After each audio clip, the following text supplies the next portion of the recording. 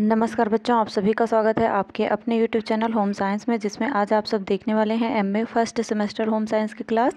और आप सबकी यह क्लास बहुत इंपॉर्टेंट होने वाली है। इससे पहले भी मैंने कई क्लास अपलोड की हुई है चैनल पर, जहां से आप बहुत आसानी से देख सकते हैं। क्योंकि बच्चों, जो नई शिक्षा नीति के अनुसार जो आपकी न्यू एजुकेशन पॉलिसी रखा गया है 2020, उसी के अकॉर्डिंग आप सभी का सिलेबस भी चेंज हुआ और आप सबका सिलेबस क्या हुआ, सेमेस्टर वाइज हुआ। तो आप सबको पता है सेमेस्टर वाइज क्लास चल रही है, इसलिए डेली क्लास अटेंड करते रहें, ठीक। और जो बच्चे चैनल को सब्सक्राइब नहीं किए हैं वो सब्सक्राइब कर लें, जिससे आपके पास इसका नोटिफिकेशन पहुंच जाए। जैसे ही मैं कोई वीडियो अपलोड करती हूँ आपके पास उसका नोटिफिकेशन पहुंच जाता है, ठीक। तो चैनल को सब्सक्राइब अवश्य कर लें जो पहली बार जुड़े हैं, और ज़्यादा से ज़्यादा शेयर करते रहें। आगे बढ़ते हैं। जैसा कि आप सबको पता है, first class MA first semester की क्लास है और आज आप सबका फर्स्ट पेपर है human development theories and current trends. ये जो ह्यूमन बाल विकास मानव विकास के जो थ्योरीज हैं, सिद्धांत वगैरह, ये सब इसमें पढ़ना है। तो आगे बढ़ते हैं, देखते हैं आज का टॉपिक आप सभी के लिए मैंने क्या रखा है। बच्चों, बहुत ही इंपॉर्टेंट होता है ह्यूमन डेवलपमेंट में इनकी थ्योरीज़। जो आपके पावलोव जी हैं, इनकी थ्योरीज़, और स्किनर हैं, और वाइगोत्स्की हैं, और प्याजे जी हैं, इन सभी की थ्योरी आपके पेपर में आने वाला है, ठीक। आपके सिलेबस में रखा गया है, तो आई होप आपके पेपर में भी ज़रूर से ज़रूर पूछा जाएगा। और कहाँ से पेपर ही बनेगा, क्योंकि ये सारी थ्योरी पढ़ना है तो थ्योरी पूछा ही जाएगा, ठीक। तो इसलिए वीडियो को स्किप किए बिना पूरा वीडियो देखें, जिससे आपको आसानी से समझ में भी आए, ठीक। तो आगे बढ़ते हैं और देखते हैं क्या कहता है हमारा प्रश्न। पावलोव ने, प्रश्न हमारा क्या कह रहा है बच्चों, पावलोव के क्लासिकल अनुबंधन सिद्धांत को समझाइए और इसकी उपयोगिता बताइए। जो पावलोव जी थे, ये बच्चों एक कुत्ते के ऊपर अपना प्रयोग किए थे। जैसे बच्चे में अनुबंधन की प्रक्रिया होती है, इस सिद्धांत पे इन्होंने कुत्ते के ऊपर क्या किया था, अपना प्रयोग किया था, ठीक। तो आगे बढ़ेंगे और देखेंगे कैसे कैसे ये प्रयोग किए थे, क्या किए थे, ठीक। सिद्धांत के बारे में, अधिगम के सिद्धांत, जो सीखना होता है, किस तरह से कुत्ता आगे चल के सीखता है अपने भोजन के लिए, वो उसमें खुद से अनुबंधन क्रिया जो होती है एक्टिवेट होती है। ये सब आगे बताएंगे, देखते हैं, आगे बढ़ते हैं, ठीक। क्लासिकल अनुबंधन सिद्धांत या अनुकूलित अनुक्रिया सिद्धांत है, ठीक। पावलोव ने अपने सीखने के सिद्धांत का आधार अनुबंधन को माना गया है। किसको माना है, अनुबंधन को। आधार कौन सा है, अनुबंधन है। किसने माना है, पावलोव ने। अनुबंधन एक ऐसी प्रक्रिया है जिसके द्वारा उद्दीपन तथा अनुक्रिया के बीच एक साहचर्य स्थापित होता है। पावलोव के सीखने के इस अनुबंधन सिद्धांत को क्लासिकल अनुबंधन सिद्धांत या अनुकूलित अनुक्रिया सिद्धांत कहा जाता है। इसी को क्लासिकल सिद्धांत या अनुबंधन सिद्धांत पूछा जाए या अनुकूलित अनुक्रिया सिद्धांत, तो यही इनका पावलोव जी का सिद्धांत है, ठीक।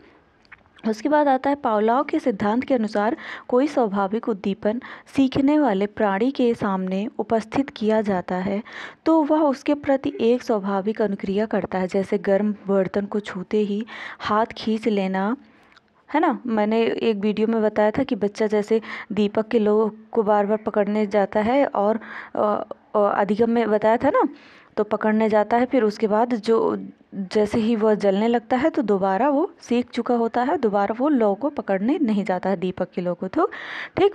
तो भूख होने पर भोजन देखकर मुंह में लार का आना आदि अनुकूलित अनुक्रिया का अर्थ है, ठीक। अस्वाभाविक उत्तेजना के प्रति स्वाभाविक क्रिया का उत्पन्न होना वास्तव में अनुबंधन सिद्धांत शरीर विज्ञान का सिद्धांत है, ठीक।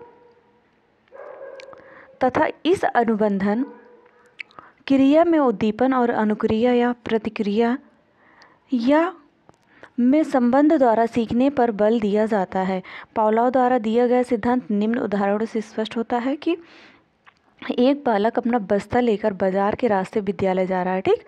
और रास्ते में हलवाई की दुकान पड़ती है, तो दुकान पर सजी हुई रंग बिरंगी मिठाइयों को देखकर बच्चे के मुंह में लार टपकने लगता है और धीरे धीरे वह स्वाभाविक क्रिया बन जाती है। बाद में वही बालक जब घर में या विद्यालय के आसपास कोई हलवाई की या मिठाई वाले की आवाज़ सुनता है तो आवाज़ मात्र से ही उसके मन में मिठाई खाने की लालसा हो जाती है ना। अगर कोई आवाज़ आप चाट वाले या ठेले वाले किसी की आवाज़ आप सुनते हो तो आपको वो पता रहता है कि वही है, तो आप उसके बारे में जानते हैं वहाँ पर क्या होगा कैसे क्या, तो आप उसके बारे में सोच के ठीक मिठाई, जैसे इसमें उदाहरण दिया गया है तो लार टपकने लगती, ये नॉर्मल सी बात होती है। अगर आपके सामने कोई इमली खा रहा है तो आप देखेंगे तो ज़रूर से ज़रूर लार आ जाएगी, है ना।